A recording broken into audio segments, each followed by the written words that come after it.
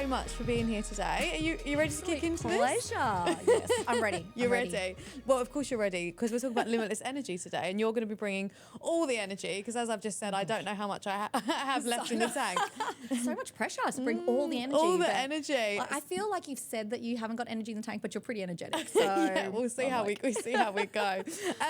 How does it feel, kind of, since you've discovered your superpower and the process and what it means to you? Let's dive straight into that. It's actually very daunting, I've got to say. So since you and I connected and we had that awesome chat, and then you were literally like, I know exactly what your superpower is, and you were so certain, like you kind of nailed that really fast. And when we went through it, I was like, actually, I think you're right. And as I kind of reflect back on things that I've done in my life and the way that I've approached things, I think you've kind of really nailed that, like in terms of that superpower being energy. But it is a little bit daunting, because I'm like now thinking, oh, am I bringing the right energy to different situations? And yeah, it's been really good to kind of reflect on it and the type of energy and the type of like environment that I'm creating with my energy, and also being a little bit conscious of maybe energy isn't what everybody needs in every situation. And so just making sure that I've got the right levels applied to the right people. Interesting. Tell me more about that. So I think, you know, a lot of the ways that I have managed to get people excited and enthused about what we're doing, or the vision that we've got, or the direction that we've got to run to, and I'm talking about personal and private life, is kind of by bringing that energy into the situation.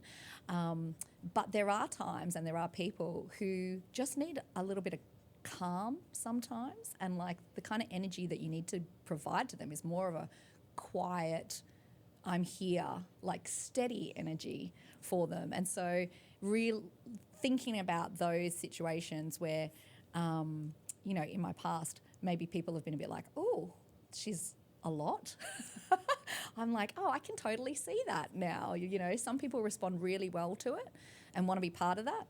And then other people are like, actually, I need you to just come down to my level a little bit. So, yeah. That's Talking about energy matching. Energy matching, yeah. Not to the point where you get sucked into the down energy necessarily, but acknowledging and being really empathetic about where someone else is and meeting them there before you kind of lift them back up. Yeah, I think you're right, though, in terms of that level of excitement that it brings. Because as I said to you before we started this, I was like, I've got nothing left to give. I've had too much fun at the weekend and I don't have anything left. But I even feel kind of sitting here with you now, we're 1 minute in, and I'm like feeding off your energy already. I'm like, actually, I've got a bit more in the tank. Like, I feel my shoulders moving and we're ready to go. I want to talk about, you mentioned your journey of kind of been reflecting on where it's been appropriate, where it hasn't been appropriate. Can we just tell your story just to kick us off? How did we get here today? Yeah. Oh, how did we get here? That's a big question. How did we get here? So we actually met at a pretty beautiful event that had been coordinated by Lou, bringing lots of professional women together essentially and doing good for the world, but creating a kind of network of people. And so the reason that I'm fortunate enough to have been part of that circle and to be part of that is because I am part of a professional women's group, I suppose, in terms of how we work. I've been in essentially corporate for my whole career. So working in finance, working in category, working in marketing, and at the moment I lead an amazing team from a marketing and R&D background to deliver food products for both humans and pets, which is a real pleasure. So it's a great privilege, really, to do the work that I do in the marketing and R&D space to create things that people use every day. So that's kind of the professional, way of how we kind of came to know each other.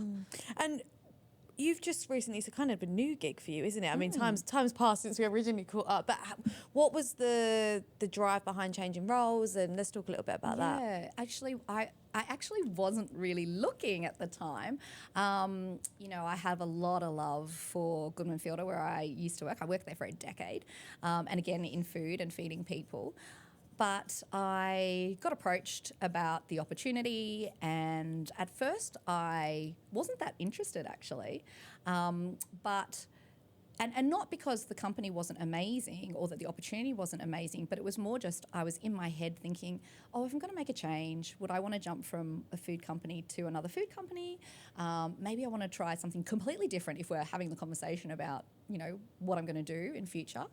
But I went for a meeting because I also like to take opportunities where they kind of come up and arise. And the more I got to hear about exactly the vision for Sunrise, which is where I am at the moment, not to be confused with Sunrise, the TV show, but Sunrise, the more excited I got because they have this amazing vision for growth and for learning and for, you know, evolving the company to be something that is relevant, like hyper relevant to people. And I really wanted to be part of that journey. So the more people I met, the more I liked, and the more I heard about it, the more excited I was. And I thought, what a great opportunity for me to do something different, and learn different categories and be amongst kind of different people. Like I loved all of my old colleagues, but I had been there for a while. So, you know, and I miss them, but it's also nice to sometimes have a bit of a fresh change to, I think, rekindle that energy, like back to the energy, you know, at the heart of what we're talking about.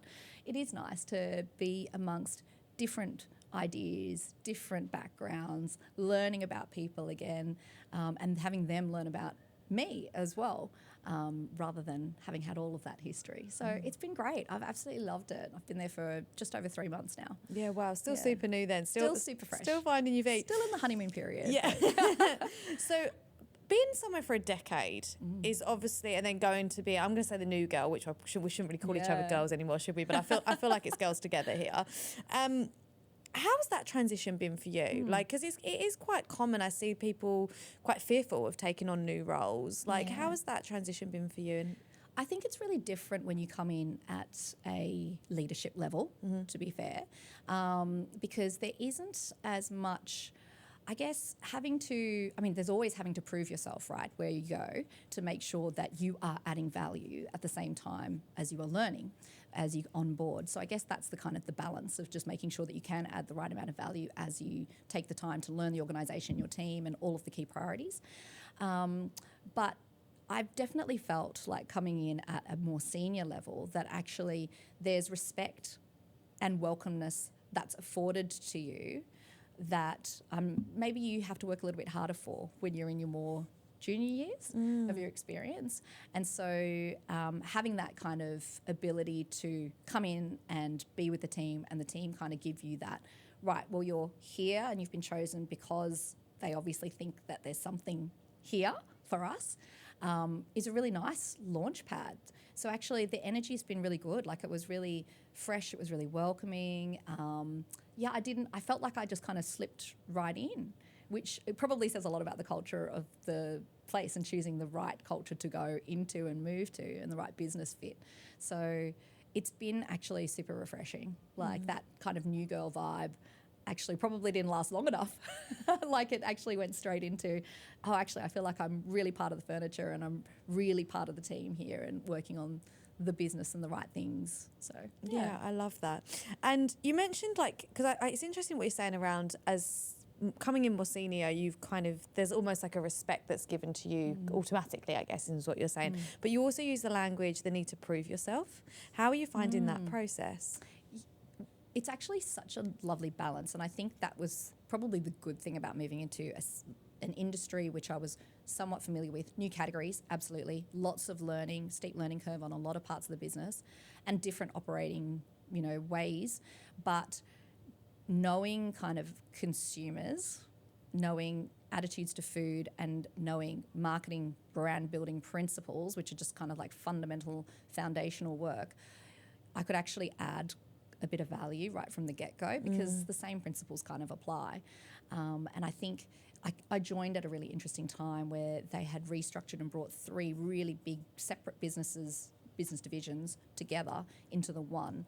And so working through processes and tools and frameworks and ways of working and all of those things are still quite fresh. So it's nice to be able to also help shape and impact that as we move forward and be able to add value there. So what advice have you got for people that have been in a company for a very long time, that have either chosen to move or been made redundant and are now moving? There's so much change going on in market at the moment with so many people moving roles. What advice have you got for people who have done what you've done and done the decade, you know, almost built an identity around a brand? What advice have you got for people around that transition? I would say that it is not as daunting as what you would think. Yeah. And I am a really firm believer that every choice that you make and every progression that you have in your life, whether it is chosen, you know, and you've elected to go, or it is a redundancy that maybe blindsided you, actually there are I actually can't name anyone that I have come across who hasn't felt that they've landed in a better position. And I think that's an amazing learning for everyone, right? Like, there is nothing that you will jump into that is irreversible, if you know what I mean. So you can kind of keep stepping forward with confidence that you'll work it out. Like, you've managed until now, so you'll make it work, whatever it is, you know. And I think having that kind of mindset of it'll be okay. Like, what's the worst thing that can happen right now?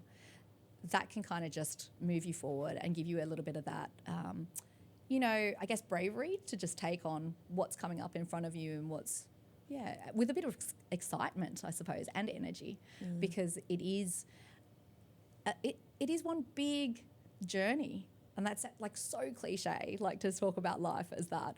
But it is. It's just all experiences that join together to make you the person that you are. So, yeah, just embrace it and go along with it. And when opportunity kind of pops up, have a conversation and then make a decision based on how you feel about something. So, I think it's so important in terms of not losing the ability to understand how things make us feel. I'm going into dating world now, right? But one of the things that I've learned about dating really recently, like the last few weeks, is you go into dating with a bit of a checklist of like, this is what I'm looking for, this is what I want, like. And then I had the realization, which is going to sound so simple to you, but really recently, it's actually not about the checklist. It's about how you feel when you're with someone. Yes. And that feeling is such an important part of that process that you go through. Absolutely. Absolutely. And I think that's probably in like almost every facet of life, right? But we talk, like, you know, marketing is 100% that. There is going to be science and commercials to the decision, but actually in your gut, do you feel like this is an amazing piece of work? Do you feel that people are going to love this?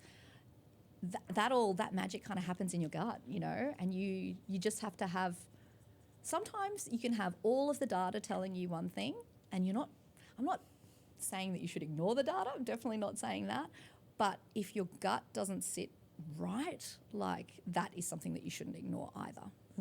There's always a reason, right? Yeah. If your gut's not feeling it, there's always a reason. But I think one of the things that I see with so many of my clients is people are so busy that they actually don't have time to check in with that gut feeling, or they ignore it and push it down. Yeah. And then it's only in hindsight afterwards that they're like, oh, I knew that. You know, there's that element of like, oh, if I'd just taken the time to listen. And I'm really trying to consciously check in with myself all the time around, like, how do I feel about this? It's become such a key question that I ask myself all the time, which I think throughout my 20s did not get asked at all. It was just kind of like, you're just doing life, right? But I think as you get older, you start to go, is this right? Does this feel right to me? Like, agree. Big part of it. And you're right. Like, particularly in the professional context, you're always kind of, there's another deadline to get through. There's something that's got to get out the door. The media booking deadline's coming up and you've got to dispatch. Like, there's stuff that's always happening. And so sometimes you do make suboptimal choices. Like, that's the reality of a high volume of work and, you know, the way that we kind of operate in the market today. And so, sometimes you haven't checked in, but you kind of feel it and you ignore it because you know that you've got to get it out the door. I think you often live to regret it because you're like, I knew exactly what you said, Chloe. Like, I knew that wasn't quite right and I should have trusted my gut more. What do you do to make sure you're checking in with yourself? I have learned now to take it a little bit slower. So I used to be quite a speedy decision maker, like in the moment. But now I am trying to, when I know that it doesn't sit exactly right with me, just say and be okay with saying, I just need to sleep on that, or can you leave it with me? Because that just gives me a little bit of breathing space to actually process and decide and come back. And I have reconciled that that doesn't necessarily mean that I am indecisive or I'm not giving direction, which is, I think, when I was less experienced, I was trying to help facilitate us continuing to keep moving. But actually, what I'm actually saying is I want to make the right decision for us so that I don't cause rework and that we're all lined up in the right direction. So I think having sort of reframed that for me has been really positive. And I probably could do it more. But well, it's just about tapping into our subconscious, right? Like actually giving ourselves time to access our whole brain and our whole kind of ecosystem of thinking rather than just reactive. I've got a client that I was speaking to last week, and she was talking about the fact that she's quite introverted and she feels really disempowered around the rest of the people in the room because she feels that they all make decisions straight away. She's like, but I need to go away and think, I need to gather data, I need to be more analytical about decision making. And we were just talking about the concept of just owning that and actually the importance of, like, as long as you manage the politics around it and go, great suggestion, let me come back, that deserves my time, let me come back and think about that more. I think it's about how you deliver that, like, give me some more time message in the room and do it with confidence rather than, I don't know. Let me get back to you. Exactly. I think as long as you deliver it with a great question, let me sleep on that one because it's important. It's such a better way of kind of communicating and getting through. Love that. Good. And you were saying about your life journey and experiences, and I wrote that down and I'm like, right, that's my next question. So tell me your life journey, tell me your experiences. How have we got here today? Life journey. So I am a daughter of migrant parents who met very, very young, like in their kind of uni-ish years, and have lived in Australia very happily since then. So had a really, really solid, very academic upbringing, like the kind of typical sort of Asian values. Whereabouts in Asia? So Malaysia. Malaysia. My parents are from Malaysia. Love. Chinese, Malay. But my parents were like really hardworking, and they made a lot of sacrifices for us, which I don't take for granted. I definitely took for granted when I was growing up, but I don't take for granted now that I'm an adult and have kids of my own. Some of that sacrifice was mum worked nights in her nursing job, dad worked days, so that there was always a parent home to help raise me and my brother. So, they sacrifice a lot in terms of family, traditional family times where you're kind of all together at the same time. But I had a very stable kind of upbringing, but quite a quiet one because it was just kind of me and my brother, and, mum working nights meant that she was often sleeping in the day. So it was quite a subdued, it's kind of a subdued household. And now it's kind of like the polar opposite because between me and my brother, we've got 7 kids. So it's just a melting pot of madness and mess, which is, truly fun. But, I'm not sure why, but I just always had this desire to go and travel more, or like to go to different countries and to see things even while I was growing up in like high school and things. And so have taken that opportunity quite a lot and spent a lot of time on the road. And I think that has really shaped my person, I suppose, and my perspective of the world and of opportunities and experiences that I've had, because I find it pretty easy to meet people and make friends because I've had a lot of time on the road where you've had to do that to, connect with people and, to create those moments of madness and fun around you as you're kind of traveling. So I've seen a lot of the world. I did a big count with my kids the other day. I think I've been to 61 countries and counting, so it's getting up there, which is pretty good. I'm definitely not finished yet. I moved to London in my 20s, late 20s, and met my hubby over there, spent about 7 years living in London. We had our first kid over there, and then, decided why not try? He's English, so he was bugging me for his adventure to come over here and live here. So we moved home with our 1-year-old, or a bit less than a 1-year-old, and have been here back for a decade already, ever since. And it's been really good. Like, I the first year I came back, I found it quite hard coming and settling back into Sydney. I don't know what you found it like when you first moved here, but everything is really organised here. Like you have to, or I find that I needed to organise with my friends, like to book in a time to see people, and probably it's just a bit of life stage as well.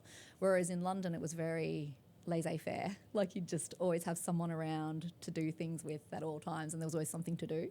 So that was a hard adjustment, like the first year back. But now that I have 3 kids, 3 beautiful kids who are, you know, super entrenched in their local football club and their, you know, school community, and they do all of that sort of stuff, I really value the life that Sydney affords us as a family. And yeah, I feel really settled. Like I really love it, which sounds crazy because this actually is my hometown, but I felt really unsettled like when I came back from being away for so long.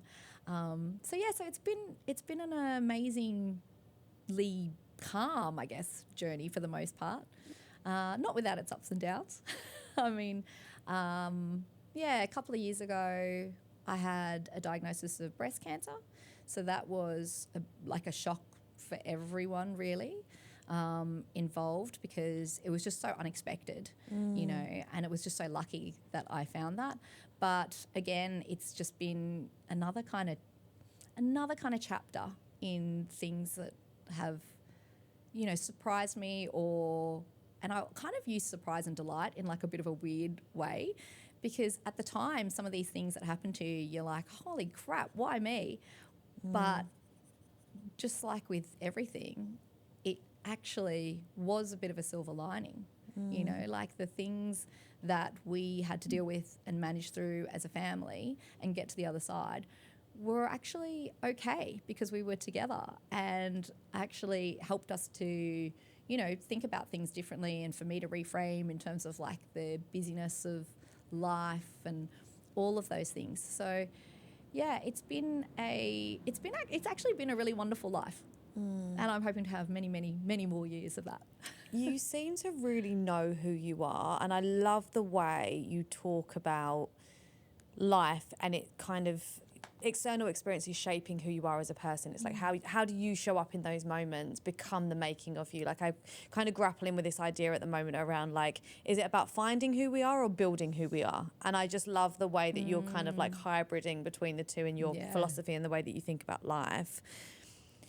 And the fact that you can sit here and talk about breast cancer so positively is quite magical, really, because that would have been a lot. Like 3 kids, like that. You know, there's a shaping of you. Like, what did you learn from that? I don't want to call it an experience, but what did you learn from that? Support network is everything. I think I'm super fortunate, right? Because I have a set of friends that are there for me. You know, like I had to do a 12-week course of chemo, and every single week I actually had more people than weeks who wanted to come and accompany me and sit with me for however many hours to just be there for me. And, you know, I think about my family and how they kind of, you know, jumped in to do what they needed to do. I think about work and how supportive they were, and all of my friends, and that, you know, really at the heart of any trial or tribulation that you face is actually the thing that kind of gets you through, right? So when I think about the silver linings of that situation, one, I actually got to spend more time with some of my friends and family than I would have ordinarily. You know, 2, I actually just realised the importance of being able to say, you know, I'm going to take it easier on some of these things and, you know, kind of slow down on the energy front again. Like it was okay to be less energetic, because although a lot of people probably too, I was the same. But but yeah, it's okay to be like, have a little bit of calm and to carve out space, and, you know, to say no to the things that aren't as important, like to prioritize in your personal life. And, you know, 3, having that happen to me meant that other people really took their health seriously. And so when I think about how many people have messaged me, texted me, thanked me for pushing them to go get checked, or just to tell me that they have gotten checked. I've had 2 people already who have had things that they found off the basis of checks that they've done because of what I went through. And I think, well, that's just an amazing thing to have happened. You know, if that was the outcome, that I've been able to save other people, that's fine. I'm happy to go through that, you know. Wow. Although at the time when I had to shave my head, that was quite... Oh, wow. that was a bit of a, oh, wow, okay, we're really doing this. I'm losing my hair. I'm actually going to have a shaved head. Yeah, So wow. it does really challenge you in a lot of ways. Yeah. But honestly, there is literally... And I don't want to trivialise that, because I know that everyone's journey with cancer is very different, and I'm very lucky to have an amazing support network of people around me. And I think that doing that journey by myself would have been incredibly tough. But it was okay. It was not as bad as what you would think, and we got through it okay. I have so many questions off the back of what you've just said. One, which I think is the most important that we need to start with, is I love what you're saying around being able to help other people. Anyone listening to this, what should we be doing? Like, I've never been checked for anything. What's the process? Like, just tell me. Yeah. You know, if we can inspire someone else to get the help they need, then I'd love to do that. So if you are of age, so if you're over, well, actually you can do it from 30, so you can at 30, can at 40, I think, actually, get it free from the government. If you are of age, definitely go and get your regular checks, like that the government helps provide. You can also obviously pay for them privately, but go and get your mammograms, go and get your checks as part of your regular screening with your doctor. But I actually found mine literally because I had an itchy boob. Like, I was literally scratching what I thought was a little itchy patch, and then found a lump. And I actually could have ignored it, because I could have just been like, oh, you know what, like, it'll just be a health thing, and I'm being like over paranoid and overzealous. But I was really lucky at the time, because I knew that I had to travel the next week, and I thought, oh, this is going to really play on my mind, like knowing that there's this lump there. And so I just want to go and get it seen to. So again, I'm really lucky because I could afford this, but I went to the amazing Sydney Breast Health Clinic, and they did all of the tests that I needed to have done in the same day, so I wasn't left wondering. But because I jumped on it really quickly, it meant that we could get a plan of action in really quickly to address what needed to happen. And so 2 things. One, do yourself, you know, breast examination checks. Like, make sure that when you're in the shower or wherever is convenient to you, that you're having a little feel for anything that seems unusual. And 2, jump on it. Like, even if you think to yourself, well, I've just got lumpy boobs and that's what I've, you know, always had.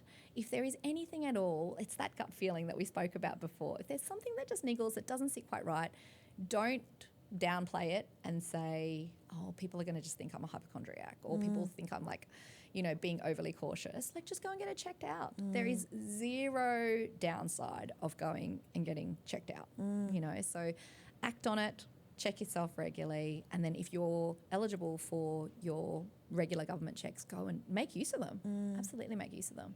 I think people are so kind of like, oh, it's okay because it's me. Like, I feel like if it was someone's kid or someone's partner, they'd be encouraging them to go, they'd be making it happen. But when it's like our own personal health stuff, we've kind of got that she'll be right feeling towards it. And I love that you loved and cared for yourself enough to be like, no, I deserve to go and prioritise this, because I don't think we prioritise ourselves enough when it comes to anything, but particular health, if we can get away with it. Well, I mean, I love that you've kind of reframed that into love and cared for myself. That's a really nice way to put it. And yeah, I think that that's a really nice thing for people to take into life just generally. Like, I'm talking about physical health at the moment, but, you know, I'm a huge supporter and fan, and I'll wave the flag for anyone around, like, counselling. You know, I think we don't do enough in terms of loving and caring for ourselves and our loved ones to go and get the same kind of attention that we do for physical ailments to actually our mental states of being.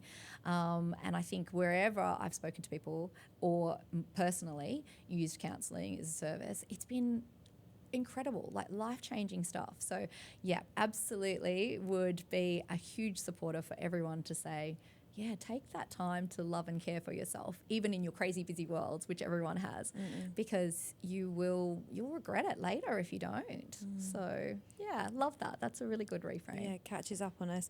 The other thing you were speaking about is the loneliness of moving country. And I completely felt that when I came over here to Sydney. I was like, what is going on? Like you feel like, oh, why is everything closing at 9 o'clock? Yeah, well, yeah, that as well. But there's an element of like that loneliness of when you arrive somewhere new and you kind of don't know who you are, and you kind of finding yourself and finding your people and finding your tribe. And I was speaking to a very good friend at the weekend around how we've got our tribe now. Like, we have got the most insane group of people. When anything goes wrong, we like rally round each other so hard. But we were talking about how we're not lucky for that, and how the fact that actually we've built that in the micro moments of every time it's someone's birthday, we show up. Every time someone's going through a hard time, we show up. Like, and we're not trying to people please or like overinvest. It's very like equal in terms of how much everyone puts into the friendship group. And we were just kind of talking about how sad it is for people that don't have that. Yeah. Because I think there's so much loneliness going on in the world right now, and not just for people who have moved overseas and trying out different places. I think that life can get so busy that people lose contact with their tribe. And to your point, you never know when you're going to really need that tribe to show up for you. Yeah. What advice have you got to people in that space? Look, I mean, I would love to be able to say to you, you know, carve out this time and make sure that you uphold it, and make sure that you always, you know, have enough time for yourself and for recharging your batteries. And recharging your batteries means connecting with your tribe, right? Like, who give you that energy. But, you know, I know that people are all at different stages in their life. And I actually was thinking kind of about this on the way to work this morning, thinking about how important it is, you know, to connect with your friends and to make room for your friends and space, because you have a good time, they have a good time, you recharge each other's, you know, batteries, and you can kind of move forward. But actually, with the, you know, the time of life that I'm at the moment, I find that I am just flat out, you know, getting the kids from here to there. And it's not just about that. It's that I really want to be there with my kids as well. I don't want to miss those moments. I want to kind of get in the muck with them on all those things. And so it means that I've been a really, like, awful friend on some fronts, you know. Like, I actually have a monthly get together with some uni friends that I have, some uni girlfriends, which I love. I know every time I go there, I'm going to laugh, and it's going to be great, and I'm going to love it. But I've actually skipped the last couple because I've had, you know, family commitments on. And I was thinking about that on the way to work today, thinking, how do I do a better job of kind of balancing those things out? But how do I make sure that I'm also kind enough to myself that I don't feel guilty about one or the other, right? Like, either prioritizing seeing my friends or being with my kids, because there's kind of one party that you're always going to let down in that scenario.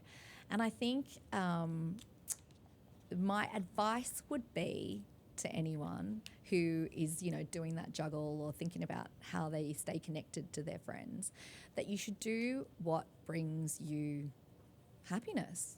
Or if, you know, if we're staying on brand, do what kind of gives you energy. And so you'll know, I think, as you go into your week, month, day, you know, year, whatever that might look like, actually, I really want to spend more time doing this because this is what is going to make me really happy.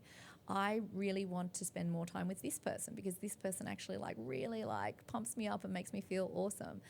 And I think making those kind of conscious choices and being okay with it is hard, but give yourself permission to be okay with it, that you can't be everything to all people and to yourself all the time. And so you'll go through ebbs and flows. And, you know, in your daily life, sometimes people get a lot of you, sometimes people won't get a lot of you, and that's okay. You've just got to kind of ride with that and be okay with it. And it's, to your point, the conscious use of energy, right? Like, I don't know if people see enough value in their energy enough. Like, you know, people talk about energy like it's a currency, like how much you're spending in different places. And I think I see a lot of people, I'm going to say wasting time, investing in the wrong people. Do you know what I mean? Like they're pouring into relationships where they're not necessarily getting a lot back from, but it's almost like an unconscious thing around people pleasing. And, you know, I've got to show up for this person. Why? And I think that if we saw it more like a currency of like, well, I've only got this much to spend. Where am I going to feel like I'm, you know, receiving the same amount back? Or, you know, where is it going to fill my cup and make me feel good about that? As opposed to feeling obliged to do things. I've seen so many, especially in the female space, just like, oh, well, I have to. You actually don't. You actually don't. And it's like, who are going to be the people that when you go through something very traumatic like you did, that are going to show up for you, and therefore you want to invest in those. Yeah, absolutely. And to your point, when you can't, not feel guilty about it, or make the small moves to make sure that, you know, you're getting that little bit of cup filling. It goes back to what we were saying about love and care, right? Like, do you love and care about yourself enough to see your friends and get that bit that you need? Because you can't just be a mum or just be a marketer or just be, you know, like it's about actually stepping into those different parts of your identity. Sorry, you did like a line a little while ago. I've got 4 questions off the back of it, so I feel like we're going everywhere. Shaving your head, how did that feel? Because I feel terrible. I gave you a bigger reaction to that than I did actually know that cancer. You shaved your head. Yeah, exactly. No, but I did actually know you'd had breast cancer, so that was less of a new bit of information for me. But how was shaving you? Because that must have been difficult. Well, so all through chemo, I was losing it a little bit, but then I kind of got to the end of chemo and I was like, I actually kind of got through with some hair, and I was like, this is not going to be that bad. Like I was still having to wear a headscarf and stuff, and it was sparse, but I was like, I think we might be okay. And then literally like the weeks after chemo, it was just falling out in droves. And so it just got to the point where I was like, this is crazy. Like, what am I holding on to this for? No one's getting to see my head anyway, because it's under a wrap all the time. So my husband actually shaved my head, and I think it was like I think he was probably a bit nervous to do it as well. But it was actually super liberating. Like once I kind of made that decision in my head of what is, again, the worst that can happen here, that I have to wear a hat or I have to put the headscarf back on, it'll be fine. And thankfully my head is not too weirdly shaped. It's okay. And then I just kind of, once it was done, I was like, well, I don't know why I was holding on to my hair. Like, why did I think that was so important to me that I really needed to have the hair on my head? And it actually was, it was super, I was just like, I felt a lot freer. Like it was okay, and this is going to be okay, and it'll grow back, and it'll be fine. And it felt like a time when you really had the license to do whatever, really, because you were going through this, this period. So it actually felt really liberating. Yeah. I've just written down, you are one of those people that is a prime example of the hardest times transform you in all the best ways. Yeah. Like, it's like, I feel like when people are going through a tough time and people say, it's a bit like a breakup, right? People go, oh, the glow up afterwards. It's like when you go through some kind of trauma, it's like, oh, you're going to be the best version of yourself after this. And it's really weird and hard to say that to someone who has gone through cancer because it's, it's such a huge thing to go through. My dad's got prostate cancer. So I'm also very, in terms of what you're saying around just advocating for people getting checked and making sure that they're doing that. Like, I couldn't be in more support of that. But I actually think it was the making of him in some ways. I think he found himself a little bit more through that process. Yep. And it's weird to think you look back at something like that as a more positive thing that he's experienced, because in the moment where you get that news, like I'd actually had a heart attack, right? So I'm sitting there, I've got the ECG on me, I'm in the hospital bed. I didn't tell my parents that my parents were obviously in the UK. I didn't tell them I'd had a heart attack. So I rung them from hospital, FaceTime, and I'm like, hi guys, like just so chill. I'm like, oh yeah, I lied. I was like, oh yeah, I've just been in here one night. In my head I'm thinking I've gone through quite a lot, but we won't scare them with that. And my dad's like, are you sitting down? And in my head I'm thinking, well, yeah, I'm in fucking hospital. Lying in bed. Yeah. And I remember him telling me, he was like, I've been to the doctors today. And he was more scared of telling me than I think he was of actually going through it himself. Like, more scared of telling my sister and I than actually going through it. Because you just see the fear on his face. And the heart monitor started going off massively for me because obviously I'm getting that news and it's like really big. And I just said, all right, thanks for telling me I've got to go. I didn't know how to react at all. You know, like, what do you say in those moments? Anyway, I get out of the bed and I go try and walk. And I've never seen it. You know, in movies when people's legs give way because they're in so much shock. Yeah. And I genuinely fell to the ground and started just crying my eyes out. I was like, this is huge. Like, this is like, what on earth is going on with my life? But I look back for that period for my dad and for myself and my sister. And I do have a similar feeling to you. And obviously, you know, some people aren't fortunate enough to survive these things, and I'm not underestimating that. But sometimes the really shit times are create the versions of you that are the best versions of yourself. And you just have to try and remember that when you're going through hard times now. Do you feel like that? Absolutely. That's a litmus test, right? Like, you've got to kind of check back and think about the things that you've already gone through in life, of which, you know, everyone's experience is so diverse. And, you know, you kind of always pull out. You know, I know that's not true for everyone in every scenario, but certainly for me, you know, the hard times have felt tough, but then on the other side, it's been okay, you know? And I think that sometimes those things are, you know, experiences that are sent to you so that you can learn from them and experience them, so that the great times like feel so much greater. You know, like if your life was always just amazing without any tough times, you wouldn't appreciate the really awesome times as much either. There is an element in me now when stuff's not going quite right that I'm like, oh, exciting. Like, what am I going to learn? I've got this like new perception on life where things are going wrong and I'm like, oh, what am I going to learn in this part? Like, how's this going to go down for me?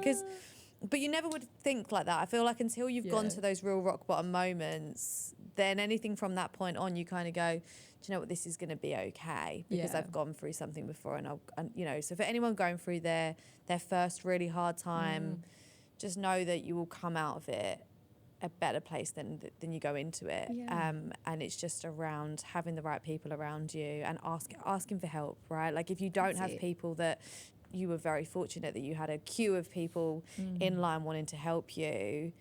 If you are more isolated, making sure like people do want to help other people. So like, ask for help, ask for support, and you will get it and you will find it.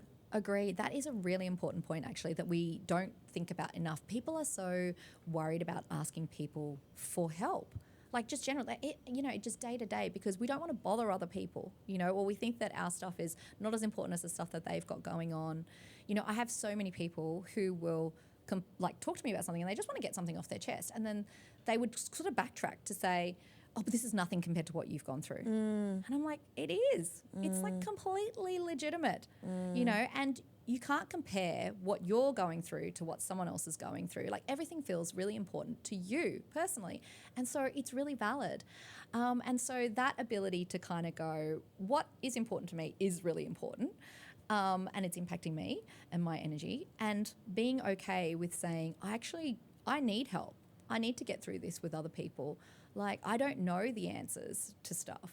Like, that is a bit of a superpower in itself, being able to be conscious of what you might need or not know what you might need, but know that you're not the expert in that field. And so just reaching out to whoever it is that might be able to help you is a huge thing that you have to be able to try and manage in life. And yeah, it goes back to kind of like that counselling kind of discussion that we were having earlier. Like, we are not experts in, you know, I'm not a doctor in any form, you know, so I'm certainly not going to be able to help all of my friends in all of these different areas or all of my family, but I can certainly help encourage you to go and ask someone who might be able to help you with whatever issue you might have, you know. Yeah, I think that's a really good point. Chloe. And there's nothing nicer or more flattering than when someone asks you for help. Exactly. You know, like you're almost giving someone a gift as well by asking them. I think that's a really big part of it. Right, we're going to run out of time, so I've got to get my other question out from the 4 bullet points that I had from your one sentence. I've had so many migrant children come onto this, I'm phrasing that right, aren't it? Migrant children coming onto this podcast, which is, I think, been really interesting for me in terms of like the hustle that it must create in people, because I've sat here so many times and people have gone, I'm from a migrant family, and I'm like, oh, okay, like this, there's a theme. There's a theme of kind of like building successful women off the back of that, I think, is something that I've really noticed.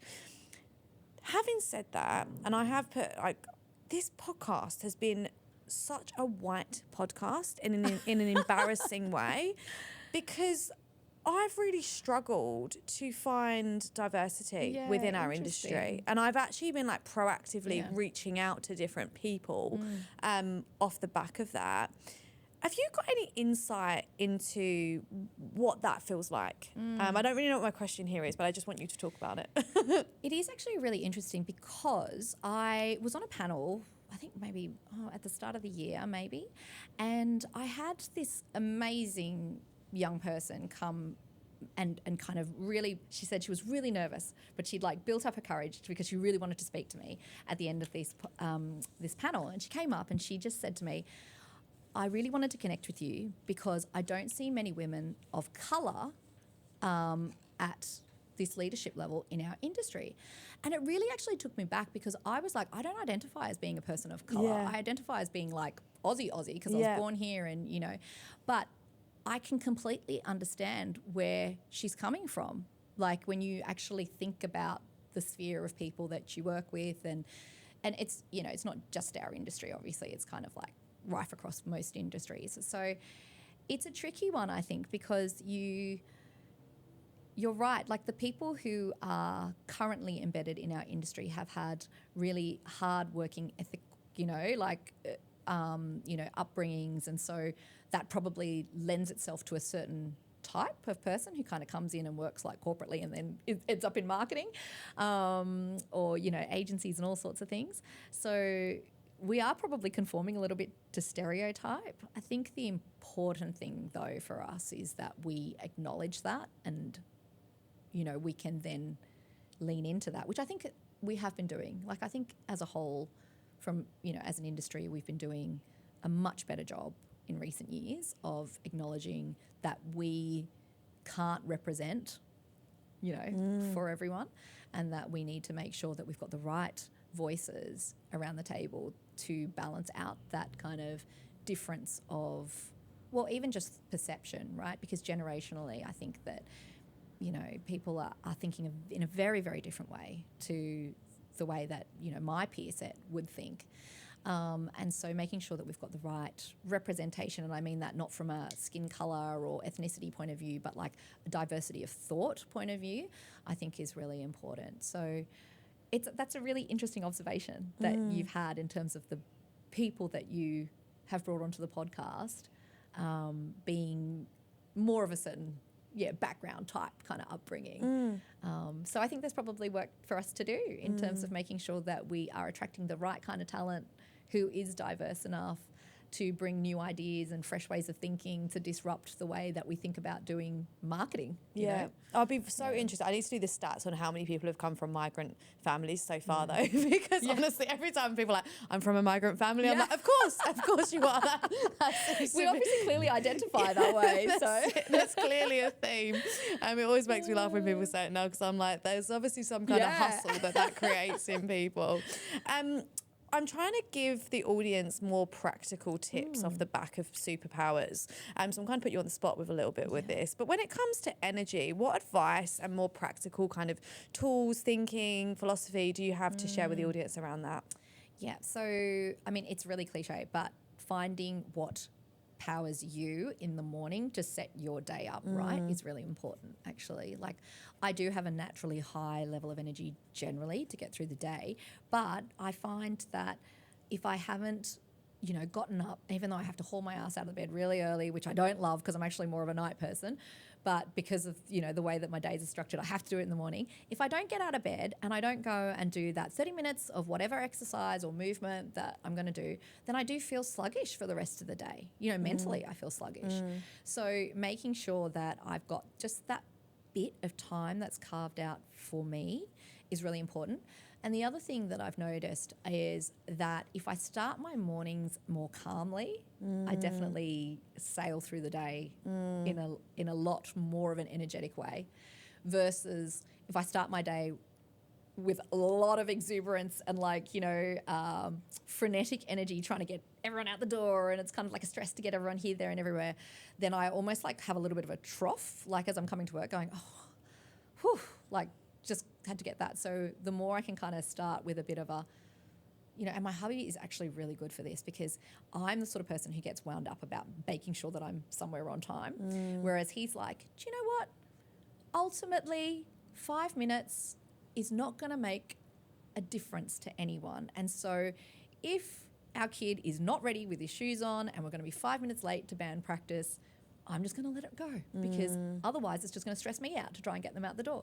So he's actually a really good example of sweat the things that are really important, but don't sweat the stuff that isn't important, so that you can start your day off right. And then, you just have a much more practical kind of energy that you can apply to the rest of the day, because you haven't wasted it all in the morning trying to start your day. Yeah. And I think that comes from the night, like owning the morning comes from the night before, right? It's like, I know it's such a big difference from me. It's like, if I'm not owning my morning, it's because the night before I haven't created an environment to own my morning the next day. Yeah, absolutely. Any other practical tips or anything that you would give for people? So own your morning. Anything else you'd say? What I would say is sometimes just fake it till you make it. Yeah, so sometimes you're just not feeling it. Or you'll walk into a room and you'll be like, wow, it's like pretty flat in here. And so you just have to double down sometimes. And even though it seems counterintuitive, because you almost want to match the mood of, the energy of what's around you, sometimes you can just lean straight into that and be like, I am going to double down on amping up this place. And it does work. People just kind of lift because they're like, oh, okay, we're doing this.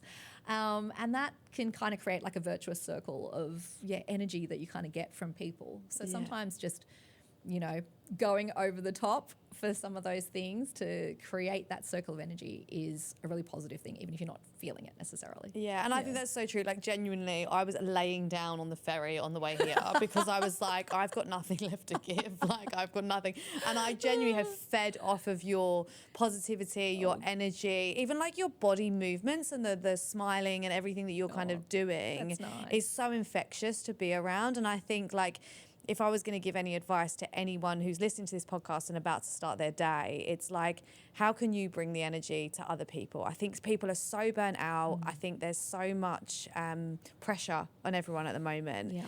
And if you can be that bit of positive energy that other people can feed off of, if you've got it to give, I'm not saying bend over backwards if you haven't got it, but it does have such an impact. Like, I've loved this conversation because you've brought the energy. Like, if you had brought negative, if you'd gone really negative on this, I would have gone down with you. Do you know what I mean? I would have been like, yeah, life's hard. But you haven't. You've uplifted me, and this has been I think people listening to this are going to have a smile on their face because that's what you create. And thank you for doing that. I appreciate you because I needed it. I'm glad I could give that to you today. We end every episode by asking who your limitless woman is that you would like to celebrate. There's plenty. Like, I absolutely adore many, many women who I think are incredible role models and incredible peers, and you've had plenty of them on your podcast, and so other people have obviously named them already. Someone, I don't know if she's been named already, but I really, really have a lot of respect for Jessica Manahira, who is the CMO over at Sanitarium. And I think it's because from the moment that I first spoke to her, I felt her energy. And it's a really calm, confident, she's got you, and she's got her team, and she knows what she's doing, and she can have a laugh with you, and she's willing to try new things, and she's always forward thinking, and I really love that about her. And so I'm throwing her out there because she might be another potential one for you in future. Yeah, I love that. Looking forward to meeting Jess at some point by the sounds of it. Thank you so much. I really appreciate you. I think people are going to be really grateful that we've put this together. So thank you. Thank you so much for having me. I really enjoyed our chat. Thank you. Thanks, Chloe.